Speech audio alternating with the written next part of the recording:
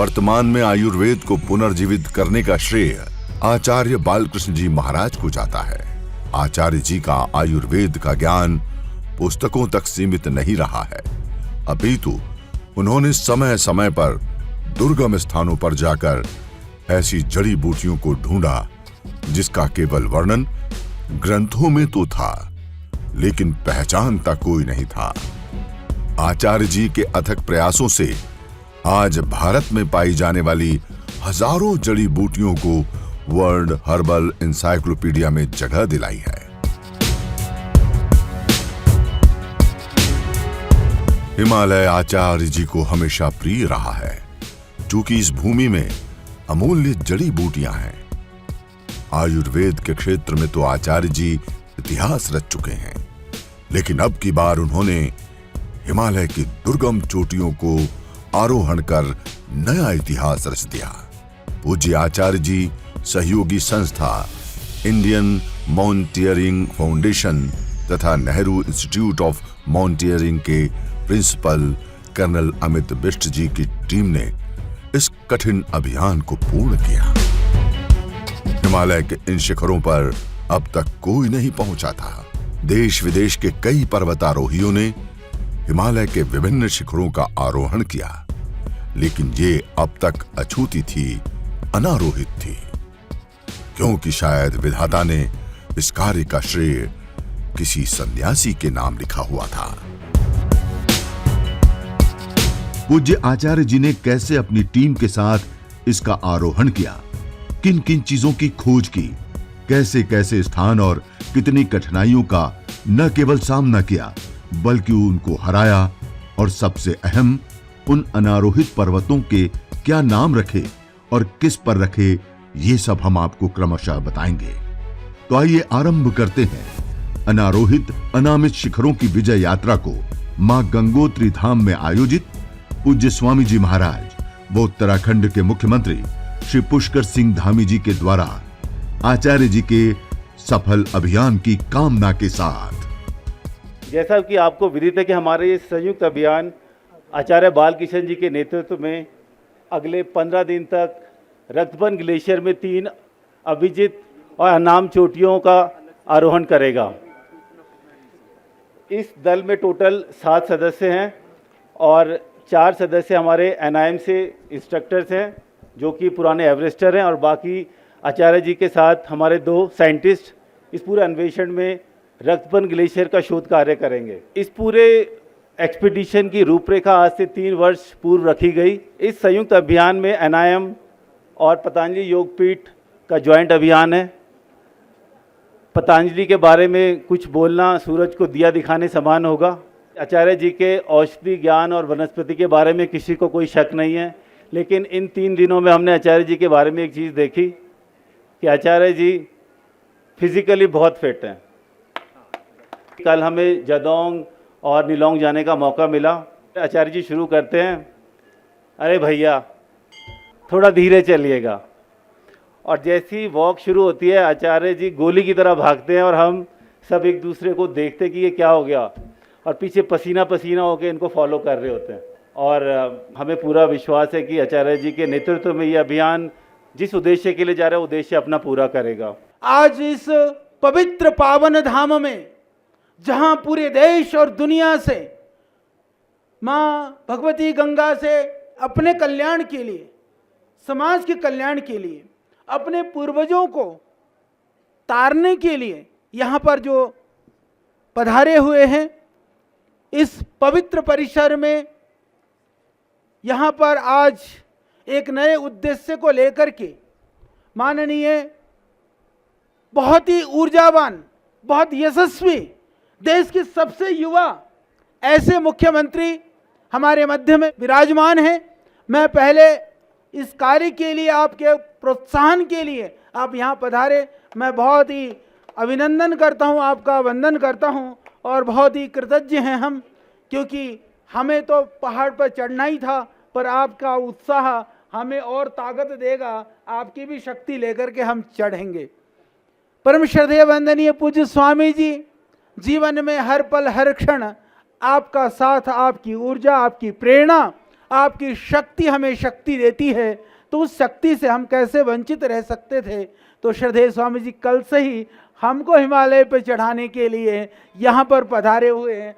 पूज्य स्वामी जी का भी मैं हृदय से बहुत ही अभिनंदन करता हूँ, वंदन करता हूँ, प्रणाम करता हूँ। हमें पता चला सच में कि उस क्षेत्र में कभी कोई गया नहीं। इस तरह से जो क्षेत्र है, जो अनारोहित है, जो अभी तक कोई चढ़ नहीं पाया है, और जो अनाम हैं, जिनका अभी तक नाम नहीं है, उन हिम शिखरों में जाने का प्रकृति के लिए, संस्कृति के लिए, प्रकृति को संस्कृति से जोड़ने के लिए और उस संस्कृति से लोगों के मंगल करने के लिए हमने यह एक प्रयास हम कर रहे हैं। और हमें विश्वास है कि हम सफल होकर के समाज और देश के लोगों के लिए कुछ नए आयाम और मुकाम हम प्राप्त करके हम लौटेंगे। मुझे तो 3 बातें कहनी हैं। जो अनामित आरोहित पर्वत श्रृंखलाएं हैं, उन पर मात्र चढ़ने का ही यह आज पराक्रम नहीं है, एक नए इतिहास घड़ने का पराक्रम है कि उत्तराखंड विश्व की सबसे बड़ी आध्यात्मिक राजधानी बने, स्पिरिचुअल डेस्टिनेशन ऑफ वर्ल्ड। पूरे विश्व की आध्यात्मिक राजधानी ये उत्तराखंड बनेगा और वो इतिहास उत्तराखंड में लिखा जाना प्रारंभ हो गया है। और health tourism, Ayurveda tourism, religious and spiritual tourism का भी विश्व का सबसे बड़ा केंद्र ये उत्तराखंड बनेगा। आज का यह अनुष्ठान श्रद्धेय आचार्य श्री हमारे कर्नल साहब सब मिलकर के इसको आगे बढ़ा रहे थे। जैसे उन्होंने मुख्यमंत्री जी को कहा तो कुछ कदम, कुछ किलोमीटर हमारे मुख्यमंत्री जी भी इसमें साथ में चलने के लिए आए हैं। एक बार हम पूरे उत्तराखंड की ओर से, पूरे सनातन धर्म की ओर से और पूरे प्रकृति और संस्कृति के प्रति जो प्रेम करते हैं उन सब की ओर से जोरदार अभिनंदन हो जाए। और धमी जी आइए, आप ही शुरू कीजिए उद्बोधन और उसके बाद ही पर्वतारोहण प्रारंभ हो जाएगा। आज बहुत शुभ दिन है। आज इस शुभ दिन पर जहाँ पतंजलि, निम, IMF के द्वारा हमारे आचार्य बालकृष्ण जी के नेतृत्व में अनाम रहित चोटियों पर जो आपने ये अन्वेषण का अभियान प्रारंभ किया है, निश्चित रूप से यह एक हमारे लिए बहुत बड़ा मील का पत्थर होगा, बहुत बड़ी खोज आपके इस अभियान से, इस आपके दल के माध्यम से होगी, जो आने वाले समय में कहीं न कहीं जहां उत्तराखंड राज्य के लिए, वहीं पूरे भारतवर्ष के लिए एक मील का पत्थर साबित होगी।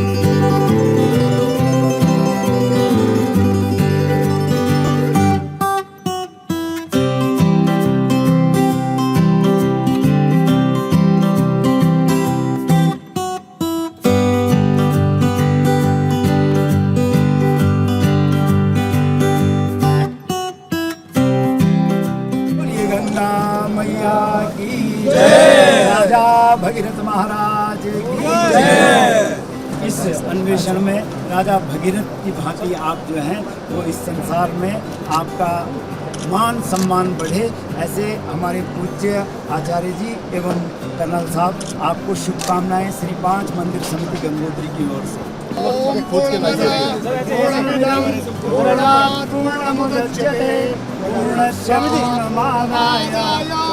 पूर्णमेवावशिष्यते।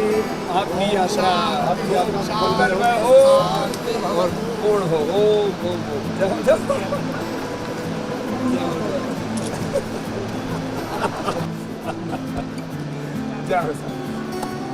सबको प्रणाम।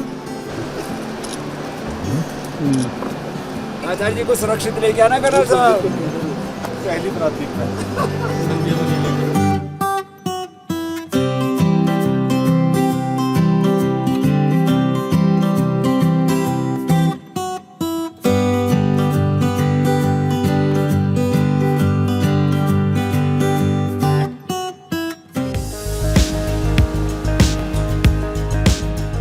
पथरीले पर्वतों को पार करते हुए पूज्य आचार्य जी अपनी विजय यात्रा पर लगातार बढ़ते जा रहे थे।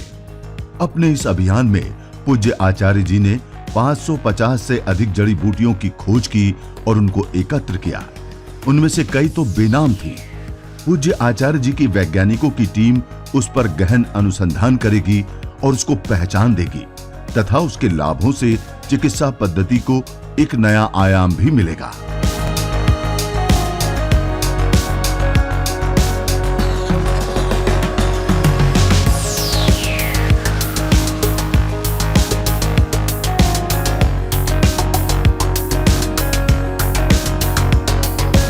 आचार्य जी की टीम में पतंजलि रिसर्च इंस्टीट्यूट के डॉक्टर भास्कर जोशी व डॉक्टर राजेश मिश्रा भी शामिल थे।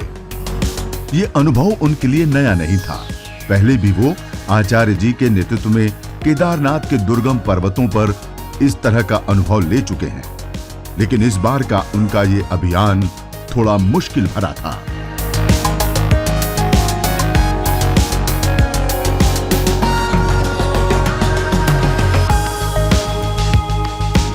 पूज्य आचार्य जी अपनी टीम का सफल नेतृत्व करते हुए उनको सुरक्षित अपने मिशन की ओर ले जा रहे थे। नेहरू इंस्टीट्यूट ऑफ माउंटेनियरिंग के प्रिंसिपल कर्नल अमित बिष्ट जी व उनकी टीम भी आधार स्तंभ की तरह अपना पूरा योगदान दे रहे थे।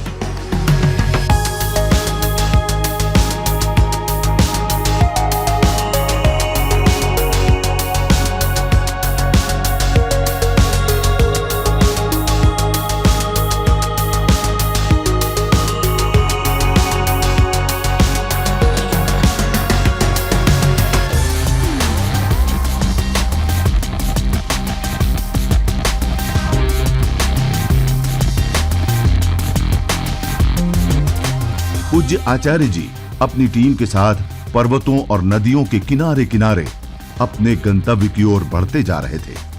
ये मार्ग भले ही देखने में सरल लग रहा हो, लेकिन यहाँ पहाड़ों के सरकने या दरकने की संभावना को कभी भी टाला नहीं जा सकता। ऐसे दुर्गम मार्ग पर भी पूज्य आचार्य जी अपने आयुर्वेद प्रेम को भुला नहीं पा रहे थे। अपने वैज्ञानिकों के साथ पूज्य आचार्य जी वहां के पौधों के नमूने इकट्ठा करते हुए अपने गंतव्य की ओर बढ़ते जा रहे थे।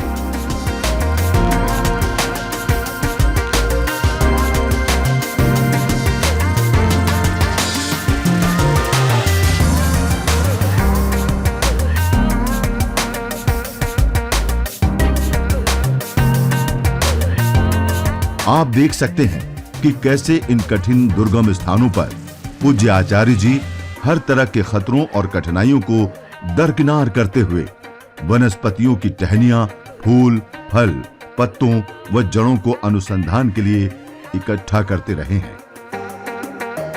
ऐसा लगता है मानो ये वनस्पतियां आचार्य जी को अपनी ओर खींच रही हो। तमाम कठिनाइयों को झेलते हुए पूज्य आचार्य जी पहुंचे भोजवासा।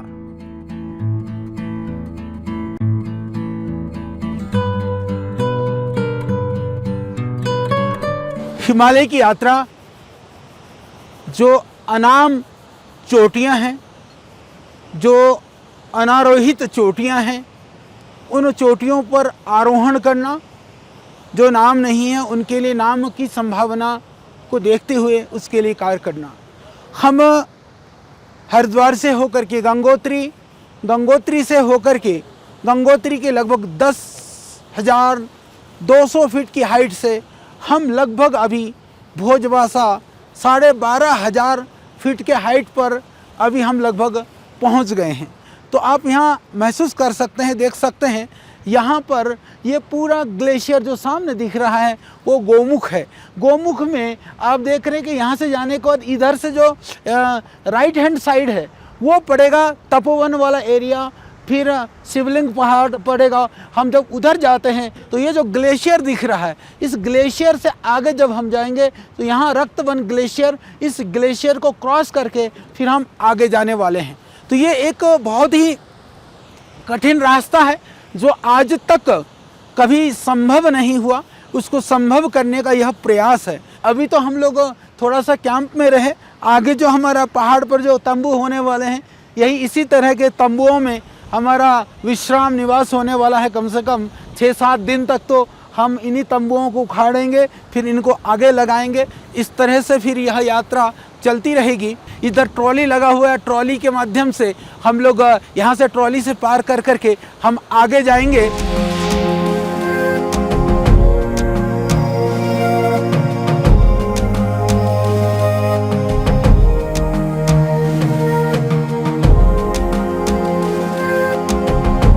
हम हिमालय की यात्रा के लिए जो अनाम चोटियों के नामकरण के लिए और जिन क्षेत्रों में कभी कोई गया नहीं, वहाँ के लिए एक यात्रा यह भी। हम भोजबासा से जा रहे हैं अभी गौमुख के लिए, और गौमुख के लिए जाते समय क्योंकि भोजबासा का जो रास्ता है अभी टूटा हुआ है, जो पहले का जो रूटीन का रास्ता था, अभी हम यहाँ पर ये ट्रॉली से आप देख रहे हैं एक व्यक्ति उधर से रास्ता खींच रहा है, तो उस रास्ते से खींचते हुए हम इधर से जा रहे हैं। पूरी गंगा मैया जो है कल कल कह करके बह रही है, और यहाँ से हम जाएंगे तो पूरा का पूरा दृश्य आप देखेंगे जहाँ पर हमारा लक्ष्य है। लक्ष्य के साथ में एक चुनौती, वो हमें जीवन में आगे बढ़ने के लिए प्रेरित करता है। तो यहाँ से कुछ ऐसा मिले जो देश, समाज और आगे आने वाले भविष्य के लिए, राष्ट्र के भविष्य के लिए कुछ समाधान या कुछ नया अनुसंधान हो सके, इस लक्ष्य को लेकर के हम चल रहे हैं।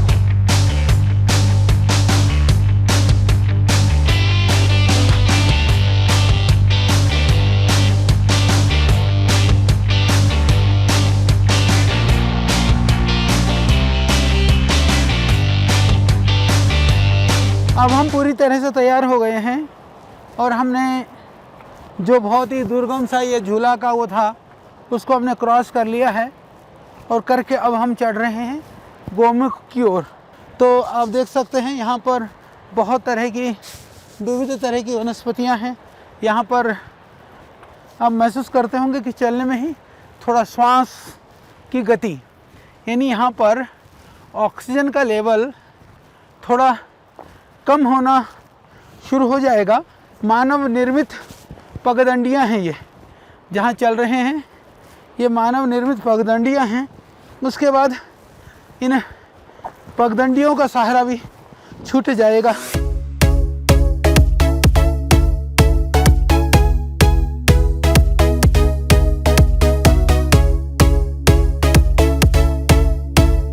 ये पूरी औषधियों की ये भरमार है, विविध तरह की। जैसे गंगा तुलसी तो है ही है, उसके साथ साथ में अभी थोड़े से हम विलम्ब में हैं। ये अलग अलग तरह की वनस्पतियाँ, पेड़ पौधे, लताएं, फिर ऊपर आप देखेंगे भोजपत्र का पूरा वन है। भोजपत्र इसलिए कहा जाता है इनको, ये हिमालय क्षेत्र में अंतिम वृक्षों में गिना जाता है, यानी कि इससे पहले पहले सारे वृक्ष समाप्त हो जाते हैं। जैसे आप ये वृक्ष दिखाई दे रहे हैं, ये भोजपत्र आप देख सकते हैं। ये भोजपत्र ये पहले कहा जाता है कि इसमें लिखा जाता था, इसलिए इसका नाम भोजपत्र है। ये देखिए अभी भी ये इस तरह से ये इसकी पत्रियां निकली हैं। ये तो सूखा हुआ टहना है, फिर भी ये देख रहे हैं। इसके औषधीय गुण भी हैं। भारतीय संस्कृति में, धर्म कर्म में, सनातन पूजा पाठ में, न जाने बहुत सारी चीज़ों में इसका प्रयोग किया जाता है। हालांकि आज इनके औषधीय गुणों के वर्णन के लिए यदि हम लग जाएं, देखिए रुद्रबंती है, बहुत प्रसिद्ध औषधीय पौधा है। इधर ये गंगा तुलसी है, इसी तरह से उस तरफ आप देखेंगे वो चोरक है। फिर इसके बाद में ये बहुत सारे पौधे हैं। इसमें बहुत सारे पौधों के हम औषधीय गुणों को जानते हैं। बहुत सारे ऐसे पौधे हैं जिनके औषधीय गुण के विषय में भी हमको इतना बोध भी नहीं है, पर उनका भी बोध किया जा सकता है। तो इसी तरह से बहुत देवता से परिपूर्ण यह हिमालय है। तो इनमें हम औषधियों का अन्वेषण करेंगे।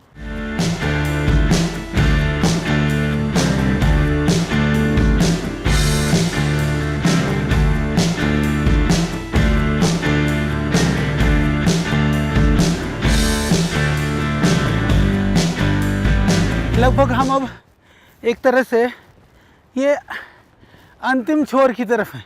इसके बाद में लगभग ये जड़ी बूटियों का क्षेत्र, जहाँ वनस्पतियाँ, वृक्ष तो उधर ख़त्म हो चुके हैं, अभी ये वनस्पतियाँ हैं, ये भी धीरे धीरे ख़त्म होती जाएंगी और हम लोग फिर ग्लेशियर की ओर चढ़ाई करेंगे। वनस्पतियाँ ख़त्म होंगी, फिर सूखे पहाड़ आएंगे, फिर बर्फीली चोटियाँ आएंगी, वहाँ पर भी कुछ ना कुछ तो मिलेंगी, उनके विषय में हम आपको बताएंगे। जैसे जैसे ऊंचाइयां बढ़ती जा रही थी, ऑक्सीजन का लेवल भी वैसे वैसे कम होता जा रहा था। फिर भी पूज्य आचार्य जी ने नदी, झरनों और पथरीले रास्तों के बीच अपनी यात्रा को जारी रखा। पूज्य आचार्य जी ने इस क्षेत्र में प्राचीन काल में कागज की जगह पर प्रयोग की जाने वाली भोजपत्र के वन का भी दर्शन करवाया एवं इसके साथ साथ अनेक प्रकार की वनस्पतियों को भी इकट्ठा किया। इन वनस्पतियों को प्रयोगशाला में जांच कर इनके गुणों की जानकारी प्राप्त करके मानव जगत के कल्याण के लिए समर्पित किया जाएगा।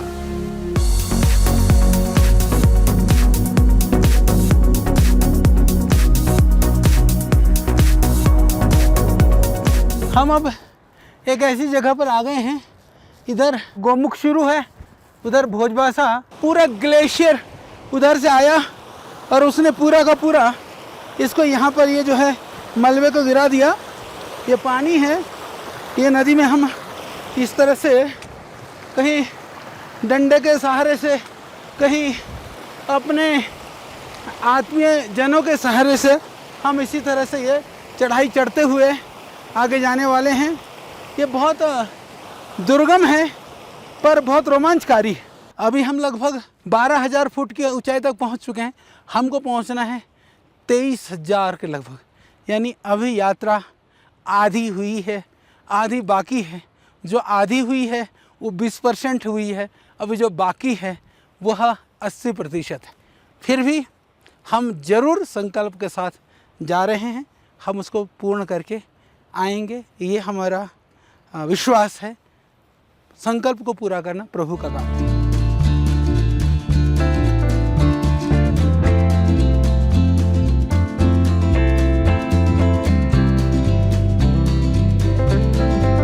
हम चढ़ाइयाँ भी चढ़ेंगे, खाइयों में भी उतरेंगे, पत्थरों में। हमारी कोई चॉइस नहीं है, हमारी कोई इच्छा नहीं। प्रकृति की जो इच्छा है उस इच्छा में अपनी इच्छा को मिला देंगे तो अपनी इच्छा लगने लगेगी और आपको आनंद आएगा। तो एक ही मार्ग है, चाहे वो जीवन की बात है, चाहे हिमालय की बात है, कहीं पर भी आगे बढ़ना हो, चढ़ाइयाँ चढ़नी हो, खाइयाँ पार करनी हो, पुरुषार्थ करो। पुरुषार्थ हमारे हाथ में है, समर्पण प्रभु को कर दो, क्योंकि सफल असफल उसके हाथ में है। इस अभियान के मार्ग में गोमुख से पहले पर्यटकों का एक समूह आचार्य जी को अपने मध्य पाकर हर्षित हो रहा था। उन लोगों ने आचार्य जी के साथ फोटोग्राफी करवाई। वो उनके अभियान के बारे में जानकर वे आश्चर्यचकित भी हुए।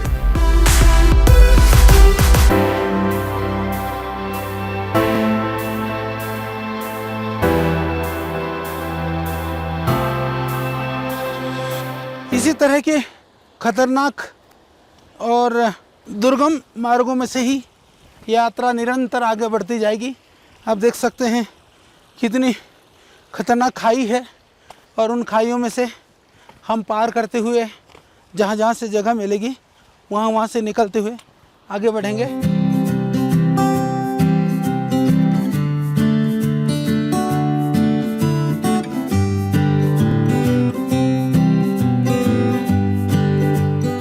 जैसे कि हमने कहा था कि बहुत सारे इस तरह के जो जल प्रपात हैं, जल के जो स्रोत हैं, न जाने कितने स्रोतों को हमें पार करते हुए जाना है।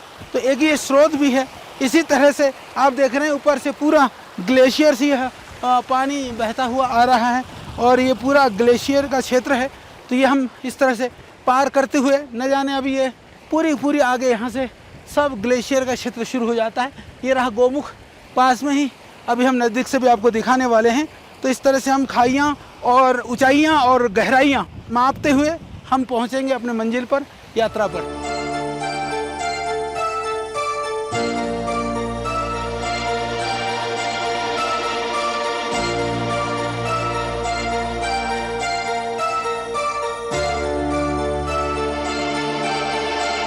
ऊपर बारिश होने की वजह से या ग्लेशियर पिघलने की वजह से आप देख रहे हैं कितना मटमैला पानी है। ये मटमैला पानी भी ये इसके अंदर भी बहुत तरह के खनिज द्रव्य हैं, इसके अंदर बहुत तरह के इसके अंदर जड़ी बूटियों का भी अंश है। आप देख सकते हैं कि ये सारी नालियाँ और ये खाइयाँ भी हमें ही पार कर करके जाना है। तो ये हमारी टीम बहुत उत्साहित है और इस तरह से जाते समय रास्ते में कहीं कहीं पर क्योंकि आदमी विचलित ना हो जाए तो ये मार्ग ये हिम पथ प्रदर्शन के ये प्रतीक हैं। हिम प्रदर्शन के लिए कर्नल साहब इसको क्या बोलते हैं अंग्रेजी में? कैर्न, कैर्न बोलते हैं इसको। तो इसका अर्थ यही है कि जहाँ जहाँ पर जैसे आप देखो आगे भी कहीं पता नहीं चलेगा कि किस रास्ते पे जा रहे हैं। जैसे पहले मार्ग था इधर नीचे, ये नीचे था, इस नाले ने ये काट दिया इधर से, इधर पीछे देखो नाले से सब ख़त्म कर दिया। तो लोग उधर से उतर करके तो आए, पर उतर करके किधर चढ़ना है तो इससे प्रतीक हो गया कि भाई हमको इधर ही चढ़ना है।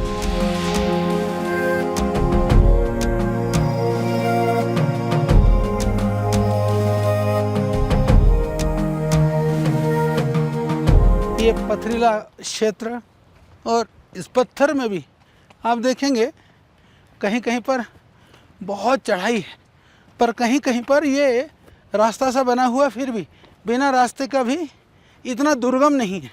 रास्ते के लिए ये जैसे मैंने बताया ये पथ दिखाने वाला ये वो लगाए हुए लोगों ने। तो इस तरह से ये पूरा अलग अलग क्षेत्रों से होते हुए हम जाते हैं। यहाँ पर ये जो है ये एक अलग तरह की औषधि, अभी तो इसकी फूल खिल चुके हैं, लगभग समाप्ति की तरफ है। तो इधर इस तरह से ये पूरे इन पत्थरों के बीच में भी बहुत सारी औषधियाँ हैं। तो हम और चढ़ते जाएंगे, इन औषधियों को थोड़ा थोड़ा संग्रहित करके हर्बेरियम बनाएंगे। अलग अलग तरह से इंडिया के लिए ये फर्स्ट रिपोर्ट है, पहले रिपोर्ट हो चुका है नहीं हुआ है, ये भी हम पता करेंगे।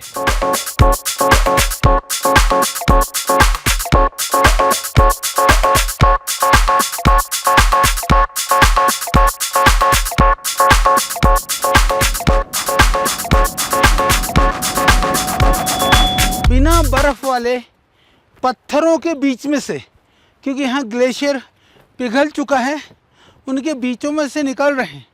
ऐसे ही पत्थर बीच में पूरे ग्लेशियर से भरे हुए जो हिमाच्छादित चोटियाँ हैं उनसे हमको निकलना है। आगे की जो यात्रा है ये सिर्फ इसको एक तरह से आप इसको कह सकते हैं उसका यह ट्रेलर है। जिस तरह से हम निकल रहे हैं, जैसे जा रहे हैं, तो आगे हमें इसी तरह के दुर्गम इन पत्थरों को, इन खाइयों को, इन ऊंचाइयों को पार करते हुए हमें आगे बढ़ना है। चिंता की कोई बात नहीं, जीवन में कितनी भी विषमताएं हो, कटुता हो, परेशानी हो, परमात्मा का साथ हो तो चाहे वो हो यात्रा की कठिनाई हो चाहे जीवन की कठिनाई हो, सब कुछ सुगम हो जाता है, जीवन आनंदमय बन जाता है।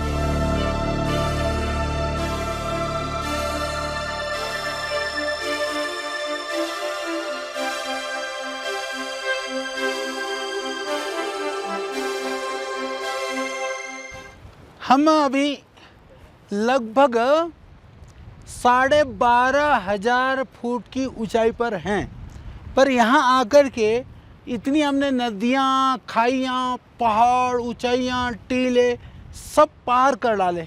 करने के बाद में भी आप देखिए कितना बड़ा एक रेत का मैदान है, और जैसा लगता है कभी कभी तो लगता है हरिद्वार की किसी रेतीले ज़मीन पर किनारे पर हैं, और कभी कभी ऐसा लगता है कि मानो ये कोई समुद्र का किनारा है। ये समुद्र का किनारे में यहाँ पे देखिए इधर कल कल कह कर के बहती हुई गंगा जी। तो ये प्रकृति की विचित्रता है। यहाँ बैठ कर के यदि हम सोचने लग जाएं तो सच में पता चलता है कि इस सृष्टि को बनाने वाला वह कैसा कारीगर है। ईशावास्यमिदं सर्वम यत्किंच जगत्यम जगत, कि यह ईश्वर के द्वारा ये सबका सृजन हो रहा है।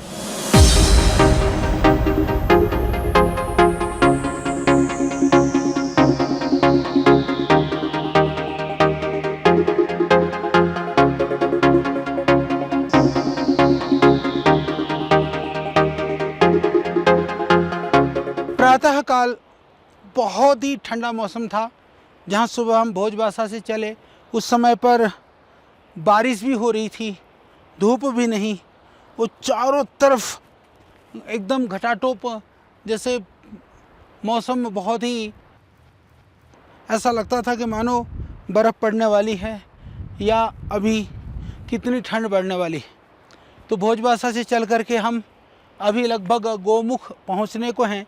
लेफ़्ट साइड में जो देख रहे हैं आप, ये जो एरिया है इसको रक्तवर्ण, ये यहाँ से जा कर के बहुत छोटी सी ग्लेशियर है, उसके ऊपर मतलब गलियारी सी है जहाँ से हम लोगों को जाना है।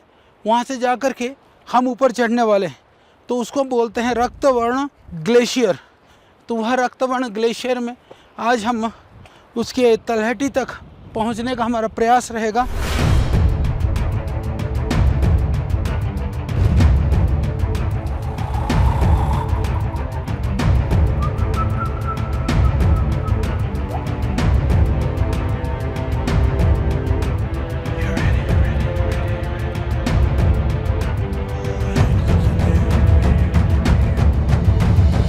अब हम गोमुख पहुंचने ही वाले हैं। पहुंचने से पहले ये जो तपोवन से गंगा आ रही है, ये तपोवनी गंगा, जहां हमारी माता जी रहती थी, सुभद्रा माता, तपोवनी माता, जिन्होंने 9 साल से ज़्यादा हिमालय की बर्फीली चोटियों में, जो कि इससे पीछे जा कर के, इससे पीछे जहाँ ऊपर एक फ्लैट मैदान सा है, वहाँ उन्होंने तपस्या करी थी। उस जगह से ये जल का स्रोत, ये प्रवाह यहाँ बहता हुआ आ रहा है। पहले ये पानी ऊपर ग्लेशियर में ही गोमुख के अंदर चला जाता था। ये पानी गोमुख के अंदर होकर के आता था, पर अब गोमुख पीछे सरक गया है। ये पूरा पानी अब ये अलग हो गया है। और इसी तरह से जो रक्तवन का जो पानी है वो भी गोमुख के अंदर होकर के बाहर निकलता था। तो ये दूसरा कोई रास्ता है नहीं, तो यहाँ से हमको आना पड़ेगा।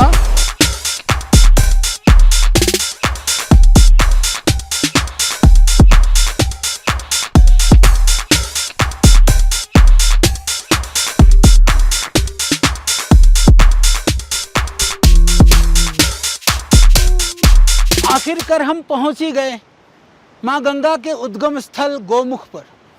ये गोमुख का दृश्य बिल्कुल ग्लेशियर दिख रहा है चारों तरफ, जहाँ से जल का स्रोत निकलता है, वह स्रोत भी हम आपको दिखाएंगे। तो हमारे साथ हमारी पूरी टीम, जो वापस जाने वाली टीम है वो यहाँ से वापस जाएगी, जो साथ जाने वाली टीम है हम यहाँ से साथ जाएंगे। जरा सा ईश्वर स्तुति प्रार्थना उपासना के मंत्रों का उच्चारण के साथ में आगे यात्रा के लिए प्रभु से प्रार्थना करते हुए हम आगे जाएंगे। तो एक साथ ईश्वर स्तुति प्रार्थना उपासना मंत्र के हम उच्चारण करेंगे। ओम विश्वानि देव सवितर्दुरितानि परासुव यद्भद्रं तन्न आसुव। ओम हिरण्यगर्भः समवर्तताग्रे भूतस्य जातः पतिरेक आसीत् सदाधार पृथिवीं दामुते मां कस्मै देवा यः विशा विधेम। ओम य आत्मदा बलदा यस्य विश्व उपासते प्रसिसं यस्य देवाः यस्य छायामृतं यस्य मृत्युः कस्मै देवायः विशा विधेम। ओम यः प्राणतो निमिषतो महित्वैकइत्राय जगतो बभूव। ओम शांति शांति शांति।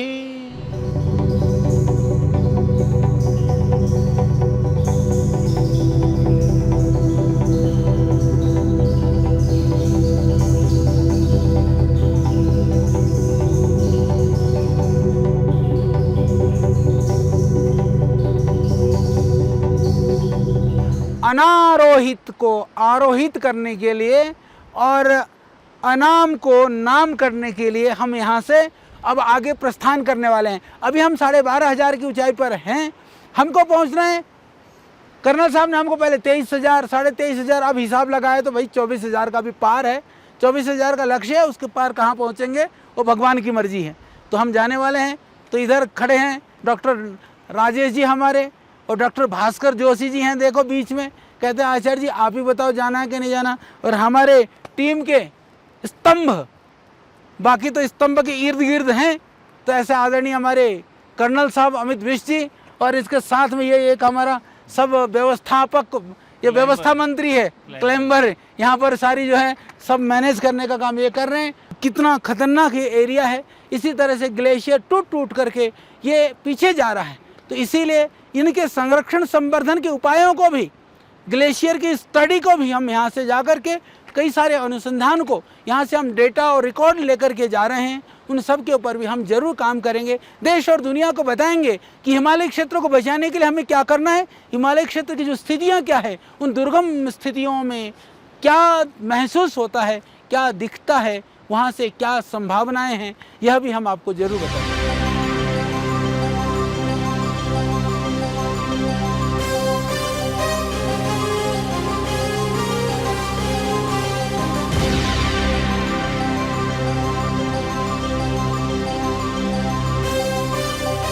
हम गोमुख के ग्लेशियर को तो हम आपको दिखा चुके थे।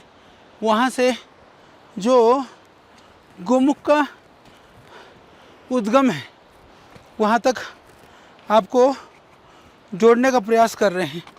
जब इतनी दुर्गम स्थल पर आ चुके हैं तो हमारा मन हुआ कि हमने बेशक कष्ट किया हो, पर आपको थोड़ी सुगमता के साथ हम गोमुख के उद्गम को आपको दिखाने का प्रयास करेंगे। ये पूरा बर्फ़ है। इस बर्फ़ से हो करके आप देखेंगे इस बर्फ़ के अंदर से ये जो पानी का स्रोत निकल रहा है, वस्तुतः यही गोमुख है। हिंदू सनातन संस्कृति में जिसकी बड़ी महत्ता है, जो हमारी हिंदू सनातन संस्कृति में जिसको गोमुख कहा जाता है, गंगा का उद्गम स्थल, यह वह उद्गम स्थल है। हम गंगा के गोमुख पे बर्फ़ के ऊपर ही खड़े और इसके नीचे से बर्फ़ पिघलती जा रही है। और देखो यहाँ भी देख रहे हैं आप, बर्फ़ ही देखो टपक रहा है। यहीं पर देखोगे तो आप ये बर्फ़ ही टपक रहा है और इसके नीचे ये ख़तरनाक और बहुत ही रिस्की एरिया है। तो ये पूरा बर्फ़ ये पिघलता रहता है और ये गिरता रहता है। ये स्रोत धीरे धीरे ये पीछे भी जा रहा है। तो आइए हम हिम संरक्षण करें। आप देखेंगे पीछे भी, हम जहाँ खड़े हैं इधर पीछे भी बर्फ़ की ही चोटियाँ हैं। ये बर्फ़ में देखो अंदर से ये पिघल भी रहा है, पानी भी निकल रहा है। यानी जहाँ हम खड़े हैं ऊपर तो ये पत्थर दिख रहा है, मलबा दिख रहा है, पर इसके नीचे पूरी तरह से पानी पानी है। और ये पूरा गंगा का यह उद्गम स्थल है। तो आप सबको माँ गंगा, भगवती गंगा आपका मंगल करे और आपके जीवन में मंगल हो, कल्याण हो और सर्वविध उन्नति हो। आइए प्रकृति से जुड़ करके अपनी संस्कृति को आगे बढ़ाने का कार्य हम सब करें। उसी प्रकृति की उद्गम में आकर के हम आपको ये पूरी दुनिया की जो संस्कृति का जो आदि संस्कृति है, हमारी सनातन संस्कृति, उस संस्कृति को समझाने का, हम थोड़ा सा आपको दिखाने का, बताने का ये विनम्र प्रयास है।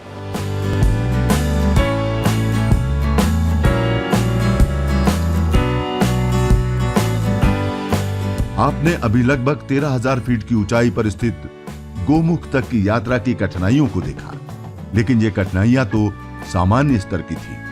गोमुख पर हर वर्ष सैकड़ों की संख्या में हिंदू श्रद्धालु दर्शन के लिए आते हैं। इसके आगे की यात्रा के लिए पूज्य आचार्य जी अपने वैज्ञानिकों डॉक्टर भास्कर व डॉक्टर राजेश जी तथा NIM के कर्नल अमित बिष्ट जी व टीम के साथ निकले, जहां से वास्तविक यात्रा और वास्तविक कठिनाइयों से रूबरू होना था। तो बढ़ते हैं आगे और देखते हैं अनारोहित और अनामित हिम शिखरों की विजय यात्रा को।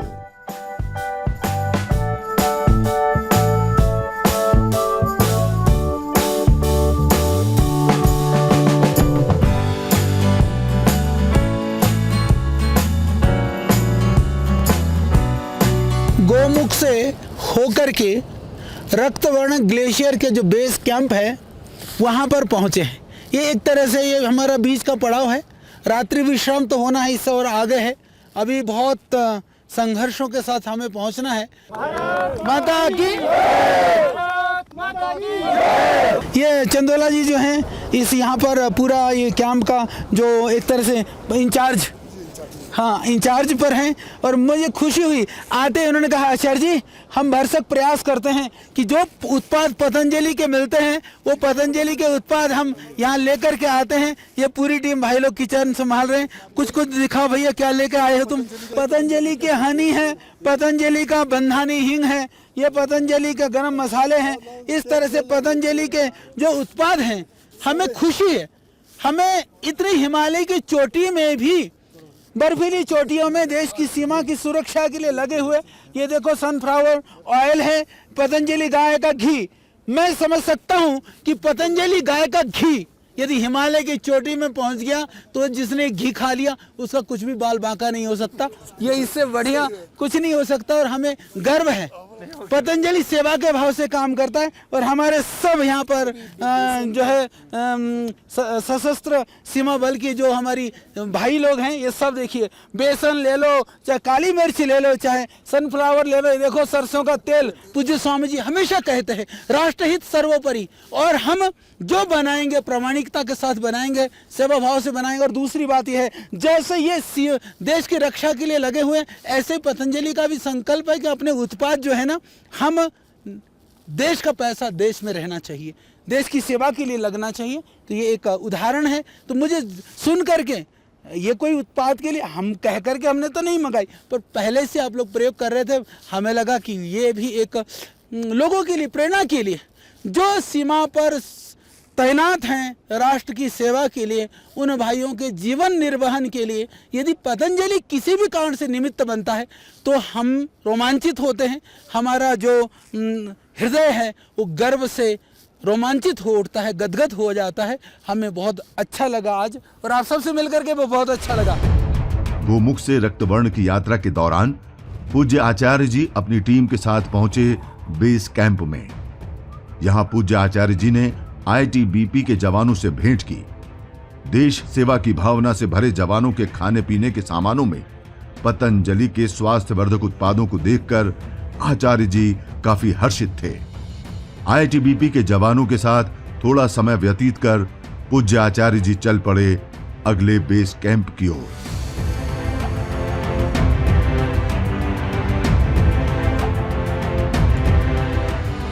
तो अब हम इस रास्ते में जा रहे हैं।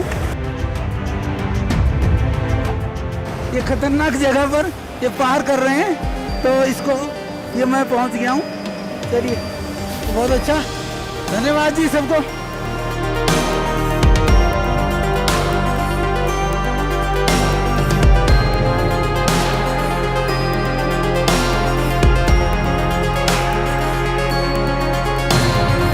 रक्तवर्ण ग्लेशियर, हम उसका बेस कैंप जहाँ सशस्त्र हमारे सीमा बल की क्षेत्र से उनके सहयोग से एक रस्सी में नदी को पार कर करके हम पहुँचे। आप देखिए इधर से ये सामने भी और नीचे की तरफ आप देखिए जहाँ ये पूरा ग्लेशियर का क्षेत्र है। एक तरह से सर्दी का समय शुरू हो चुका है, वर्षा ऋतु लगभग ख़त्म हो चुकी है। तो वर्षा ऋतु के बाद में किस तरह से पूरे लाल ही लाल हैं, उधर आप देख रहे हैं ऊपर तक भी लाल ही लाल हैं।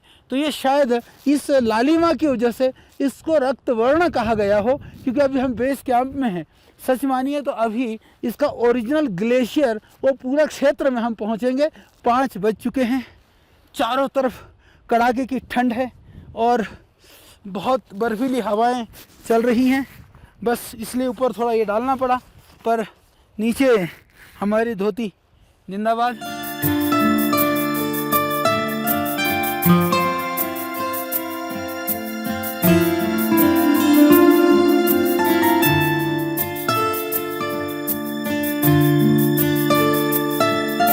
फाइनली हम पहुंच गए हैं अपना बेस कैंप में।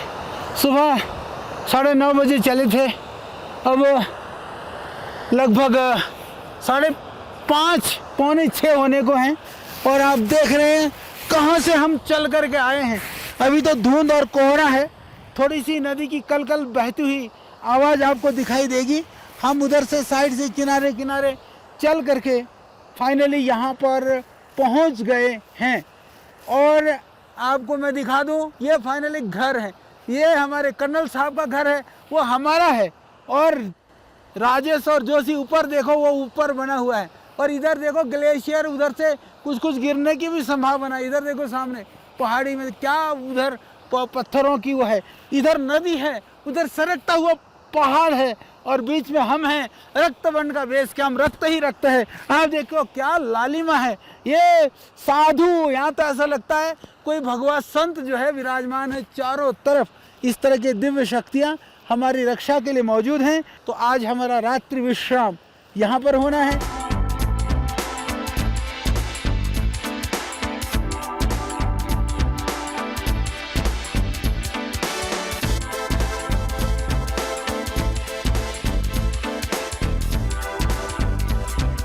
हम रात्रि को यहाँ पर जो रक्तवर्ण ग्लेशियर का बेस कैंप है, रात को हमने इन तंबुओं में विश्राम किया। अभी सवेरा हो गया है, रात भर खूब बारिश हुई थी। अब हमारी पूरी टीम आगे जाने के लिए तैयार है। और मैं एक चीज़ दिखाना चाहता हूँ थोड़ा सा, कि यहाँ पर लगभग 99% जो भी हमारा जो पतंजलि के सामान है, सब पतंजलि का ही सामान है। चाहे वो काऊ मिल्क से लेकर के, चाहे दलिया की बात हो, चने की बात हो, दाल की बात हो, जो भी हमारा च्यवनप्राश है, बाकी जो भी दिख रहा है शरबत वगैरह। क्योंकि पतंजलि सिर्फ नाम नहीं है, पतंजलि विश्वास है।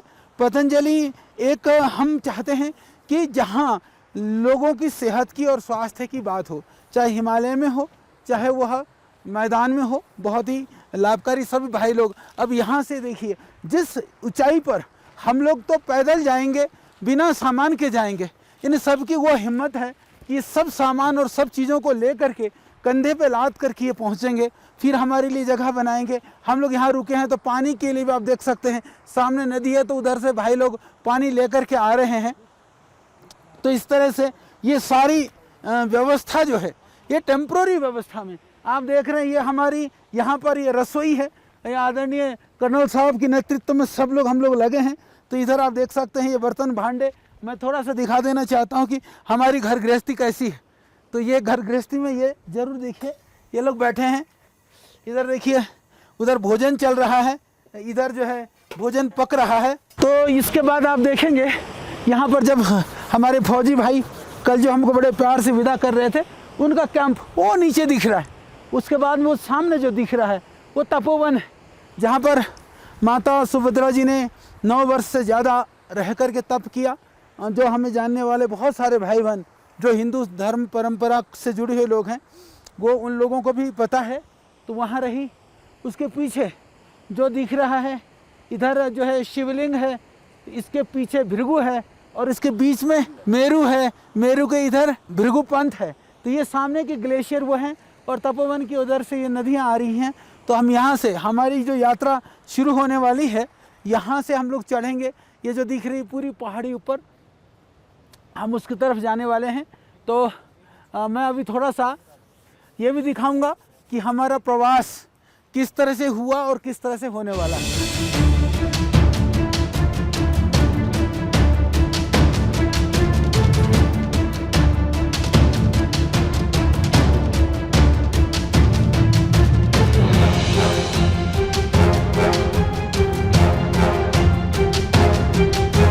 ये हमारा महल हिमालय का, जहां हमने अपने रात्रि को विश्राम गुजारा।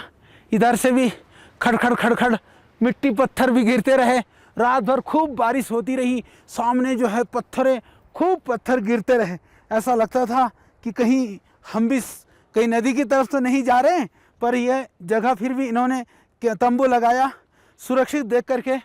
मैं चाहता हूँ कि इसको, ये तंबू जो हिमालय की यात्राओं पर जाते हैं वो तो उनको तो अंदाज़ा है, पर बाकी लोगों के लिए देखना चाहिए ज़रूर कि ये कितना अंदर से कैसा है। मैं चाहूँगा कि मैं आपको थोड़ा सा अंदर से भी दिखाऊं। ये इतनी जगह होती है, यहाँ मुश्किल से बैठा जा सकता है, परंतु यहाँ पर खड़ा नहीं हुआ जा सकता। तो ये बैठने के लिए ये जो है इसको मैं दिखाना चाहता हूँ आपको। ये हमारा बिस्तरा है स्लीपिंग बैग में। ये ऊंची नीची जैसी धरती है, ये पत्थर पुत्थर वाली ऐसी ही है। इसी धरती के ऊपर बस ये सब ऊंची नीची है, उसमें ये बिछा करके। और अपनी गृहस्थी इधर है, थोड़ी सी है, ये गृहस्थी है पहाड़ पर जाने के लिए। तो इस तरह से ये जुगाड़ है, यही हमारा साथ देगा ये जुगाड़। इसी से ही हमारे प्राणों की रक्षा होगी, इसी से हमारी हिमालय की यात्रा होगी।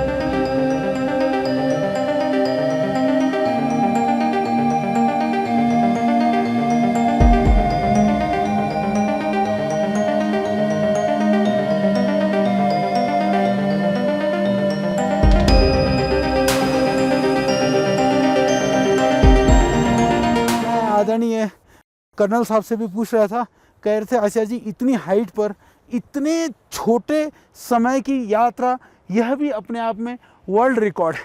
क्योंकि हम अभी 15,000 फीट की ऊंचाई पर हैं। 15,000 की फीट की ऊंचाई पर हम पहले दिन में ही जा कर के, पहला हमने भोजबासा में कैंप रखा, ठीक है, उसकी ऊंचाई लगभग हमारी 12,000 की लगभग की ऊंचाई थी। तो वहाँ से सीधा 15,000 पहुँचना, ये अपने आप में ही एक बड़ा चुनौती भरा काम था। तो ये हमने सफलतापूर्ण किया है। और आगे, क्योंकि हिमालय में किसी की मर्जी नहीं चलती है तो उस प्रभु की मर्जी चलती है। तो जैसा भी होगा, प्रयास है कम समय पर अपने लक्ष्य को प्राप्त करके। हाँ, एक बात जरूर बताना चाहूँगा कि जो जड़ी बूटियों वाला जो पार्ट है, क्योंकि जड़ी बूटियों का जो सीजन है थोड़ा सा हम देख रहे हैं, आप देख रहे हैं कि ये लगभग समाप्त होने की तरफ है। यदि प्रजातियों की बात की जाए तो बहुत ज़्यादा प्लांट्स बायोडाइवर्सिटी, इधर जैव विविधता सीमित है, क्योंकि यह हिमालयी क्षेत्र है, बर्फीली क्षेत्र है। तो हमारा पहला काम है कि हम लोग पूरा अपना जो लक्ष्य है, हिमालय की हिम शिखाओं पर आरोहण करना, अनारोहित शिखरों पर, अनाम जो शिखर हैं वहाँ पहुँचना, उसी को लक्ष्य में रख करके चल रहे हैं। साथ में जड़ी बूटी तो जीवन है, वह भी हमारे जीवन में है, ध्यान में है। यहाँ कौन कौन सी प्रजातियाँ हैं, किस तरह की स्पीसीज़ हैं, बायोडाइवर्सिटी की दृष्टि से पहले में और अब में चीज़ें बढ़ रही हैं या घट रही हैं, उनको भी हम थोड़ा सा चिंतन के साथ में और थोड़ी अपनी निगाहें रखते हुए, देखते हुए, और हम जैसे आप देख रहे हैं ये ऊपर ये पूरा एक ही तरह के पौधा है, जूनिपेरस की प्रजाति है। जूनिपेरस के बाद में इधर देखते हैं तो इधर भी कुछ भूतकेसी है, कहीं कहीं पर यहाँ पर जटामांसी है, कहीं कहीं पर अतीस भी है, कहीं कहीं पर यहाँ पर जो है दूसरे घास की प्रजातियाँ हैं। तो इन सब चीज़ों से ये पूरा ये वैली भरा हुआ है। तो हम इसी तरह से पूरी ताकत के साथ में आगे बढ़ने के लिए तैयार हैं। तो अभी आपने देखा कि अपने अगले दिन की यात्रा से पूर्व पूज्य आचार्य जी ने पड़ाव स्थल के दृश्यों को हमसे शेयर करते हुए बताया कि 15,000 फीट की ऊंचाई पर कहां और कैसे उनकी रात कटी, और साथ ही बताया कि कैसे कठिन परिस्थितियों व कठिन वातावरण से पार पाया जा सकता है। तो बढ़ते हैं आगे और देखते हैं अनारोहित और अनामित हिम शिखरों की विजय यात्रा को।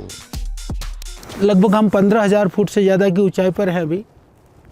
तो सुबह मैं निकल रहा था, मैंने देखा बिल्कुल पत्थर के बीच में, आप देख सकते हैं पत्थर ही पत्थर है। यहाँ ये अतीस का पौधा जो आयुर्वेद में बहुत ही महत्वपूर्ण है, बहुत ही दिव्य पौधा है। हालांकि इसके व्यवस्थित दोहन न होने की वजह से ये समाप्ति के कगार पर है, लुप्त प्राय पौधा है, पर औषधीय गुणों से भरपूर है। तो मैंने देखा पत्थरों के बीच में भी किस तरह से इसने अपने जीवन को आगे बढ़ाया हुआ है। तो ये हम इनके इस एरिया में कम से कम ये हिमालयी क्षेत्र में हमें लगा कि जैसे ठीक है कि ये रिस्ट्रिक्टेड एरिया है, यहाँ से ले जाना मना है, पर यहाँ औषधियाँ लगाना तो मना नहीं है। तो सरकार को पहल करनी चाहिए इन जड़ी बूटियों के संरक्षण के लिए, संवर्धन के लिए, और इस तरह के जड़ी बूटियों के जानकार लोगों को ला करके यहाँ किस तरह से हम इसके पैदावार को बढ़ा सकते हैं। नॉर्मली जो अतीश का पौधा होता है वह 9,000 10,000 की हाइट पर काफ़ी पाया जाता है, पर यहाँ पर 15,000 की ऊंचाई पर भी यदि यहाँ पर है तो संभावना है कि हम 9-10 हज़ार की फीट से लेकर के 15,000 की ऊंचाई तक भी इस पौधे को लगा सकते हैं। तो ये दिखाना था, ये ज़रा सा नज़दीक से आप देखेंगे तो आपको पता चलेगा कि कितना इसके अंदर बिल्कुल पत्थरों के बीच में ये पौधा पनप रहा है।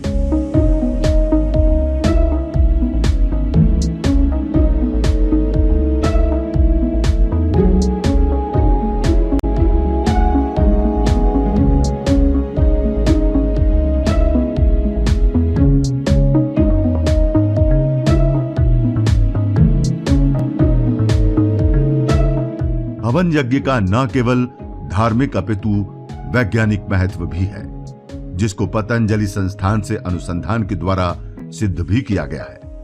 पूज्य आचार्य जी ने अपनी पूरी टीम के साथ 15,000 फीट की ऊंचाई पर मौसम और स्थान की दुर्गमता को दरकिनार करते हुए हवन के माध्यम से हिमालय, प्रकृति व वहां निवास कर रहे देव स्वरूप सभी प्राणियों को वंदन कर यात्रा के अगले चरण का शुभारंभ किया। हम रक्तवर्ण ग्लेशियर का बेस कैंप से होते हुए अब हम आगे जा रहे हैं। आप देख सकते हैं पीछे तक का रास्ता जो हमने तय किया। यहाँ तक मानवीय कदम ताल रहे हैं, क्योंकि यहाँ से थोड़ा सा आगे जाकर के यहाँ से चढ़ाई चढ़ते हैं तो जो सुदर्शन के अलावा थेलू, कोटेश्वर, सेफी जाने का मार्ग रहा है, परंतु वहाँ पर भी बहुत कम लोग जाते हैं। परंतु इससे आगे के जो क्षेत्र में सिर्फ श्री कैलाश का एक क्षेत्र है जहाँ पर जाने का एक रास्ता निकलता है। उसके अतिरिक्त जिस क्षेत्र में हम जा रहे हैं उस क्षेत्र में कभी कोई गया नहीं। हम अभी खड़े हैं, लगभग 16,000 की यह फीट की ऊंचाई होगी। हम चलते हुए रक्तवर्ण ग्लेशियर से ऊपर आते हुए जो रक्तवर्ण ग्लेशियर की तरफ नदी जो जाती है, वो नदी का जो ग्लेशियर है, ग्लेशियर आप देख रहे हैं उधर पानी है, यहाँ पूरा ये ग्लेशियर है। उस तरफ से देखेंगे हम, उसके थोड़े एक साइड में है तो उधर नीचे से पानी का स्रोत नीचे जा रहा है और ऊपर ये पूरा ग्लेशियर है। यहाँ से आप देखेंगे पूरा का पूरा ग्लेशियर है। ग्लेशियर से फिर आप देखेंगे इधर नीचे जो है ये पूरा एक बहुत गहरा कुआं सा बना हुआ है। ग्लेशियर के अंदर ही बीच में पानी है।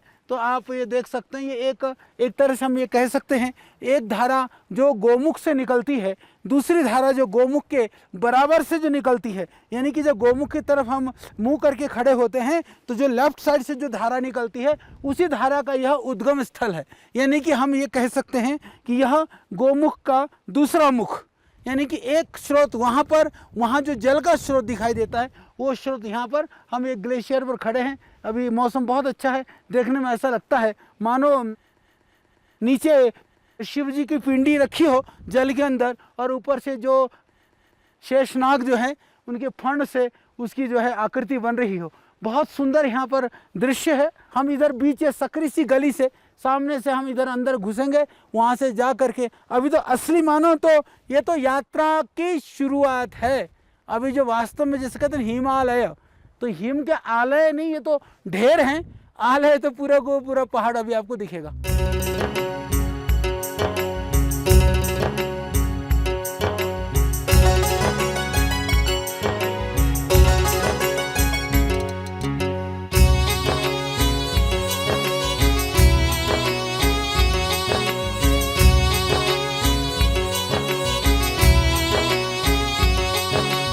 हम अभी अनाम चोटियों की खोज में पहुंच चुके हैं, लगभग 16,000 की हाइट पर। ये थोड़ा सा आपको दिखाने के लिए, ये तो अभी हम लोगों ने चल करके इसको बनाया है। ये इसमें से ही हमको उतरना भी है और फिर इसके बाद खाई के उस पार चढ़ना भी है। और आप देख रहे हैं इधर इस चढ़ाई में भी मैं चाहूँगा कि थोड़ा सा इसको देख लें आप ज़रा, कि ये जो एरिया है ये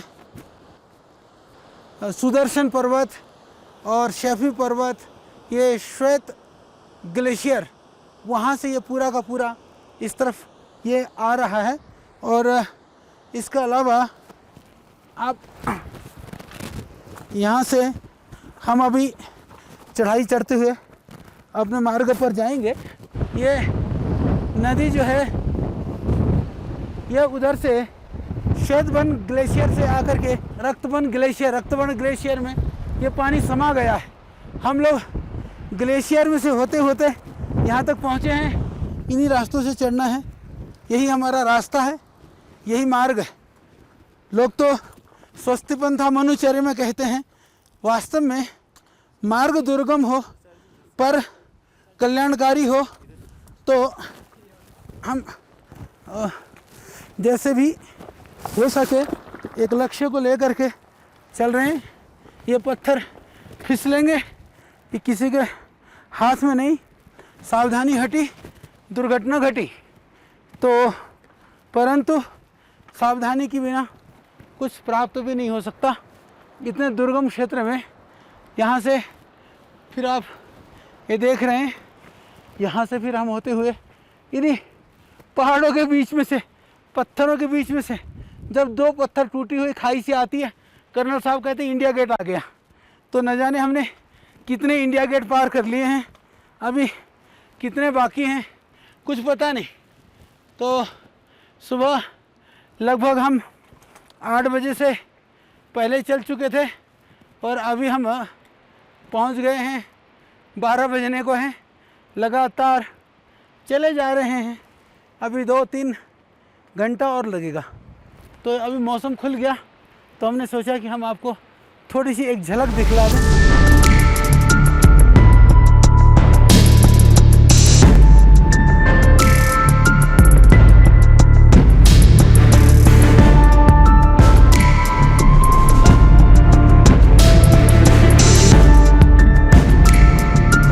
आज हम यहाँ पर ही विश्राम करने वाले हैं। कल रात को हम लोग यहाँ पहुँचे, कल शाम को।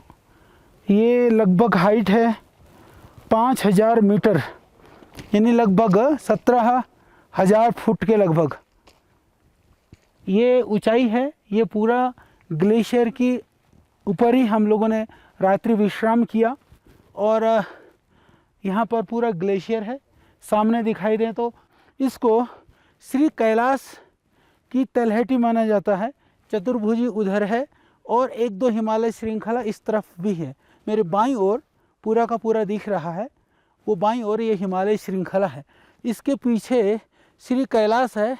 श्री कैलाश से थोड़ा सा हम बाईं साइड की ओर आते हैं तो हम जहाँ पर चढ़ना चाहते हैं वो हिमालय क्षेत्र है। इसके बाद में यहाँ से जिस ओर हम जाना चाहते हैं इस ओर कोई भी नहीं गया। तो यह वह क्षेत्र है जहाँ पर कभी कोई मानव के कदम नहीं पड़े।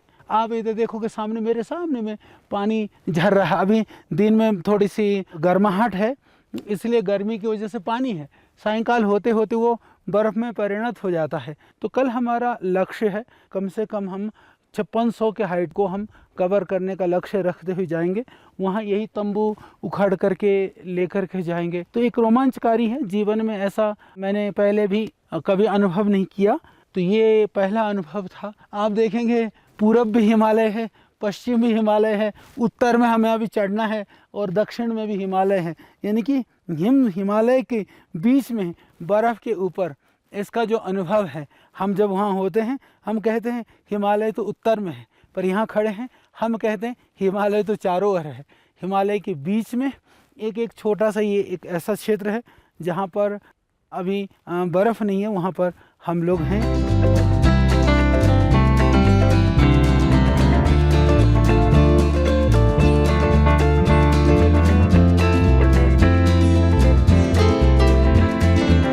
अभी हम उन्हीं क्षेत्रों में विचरण कर रहे हैं।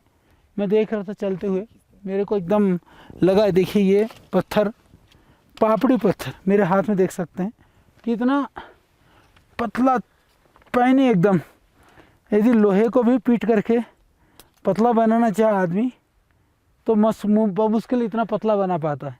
पर यहाँ देखिए पूरा पत्थर, प्रकृति ने, ये देखो बजता भी पत्थर की तरह से है। इसको देखें आप, कितना अद्भुत। ये सब बर्फ़ की वजह से, जैसे आप देखिए पीछे का नज़ारा, अभी थोड़ी देर पहले देखा था अलग ही नज़ारा था और अभी देखें तो अलग ही नज़ारा है। कहते हैं संसार का अर्थ ये होता है जो हर क्षण हर पल जो पहले था वो वैसा अगले क्षण ना रहे। तो प्रकृति को देख करके, हिमालय को, नज़ारे को देख करके हम बिल्कुल इस चीज़ को महसूस कर सकते हैं। एक क्षण पहले कुछ आपको दिखता है, फिर बाद में और कुछ दिखाई देता है।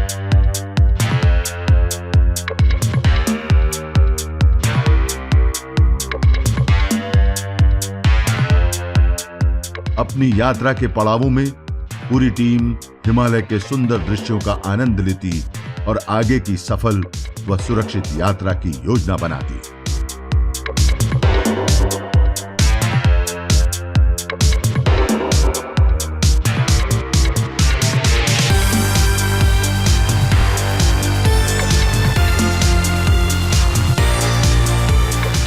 मेरे बाईं ओर देखते हैं धीरे धीरे, तो देखिए एकदम ऊंची चोटी के साथ साथ में यहाँ पास में जो ग्लेशियर है, ये ग्लेशियर बिल्कुल आप देखिए, ये पूरा का पूरा जो पत्थर है, ये पत्थर भी सर्दी, हवा और इन बर्फीले थपेड़ों से लाल हो गए हैं। वो सामने जो दिखाई दे रहा है वो एक तरह से शिवलिंगी, और उधर दूसरा जो पहाड़ है भृगु और मेरुपंथ के तलहटी में, जहाँ जो तपोवन है, वो लास्ट पॉइंट जो दिख रहा है वो तपोवन का एरिया है।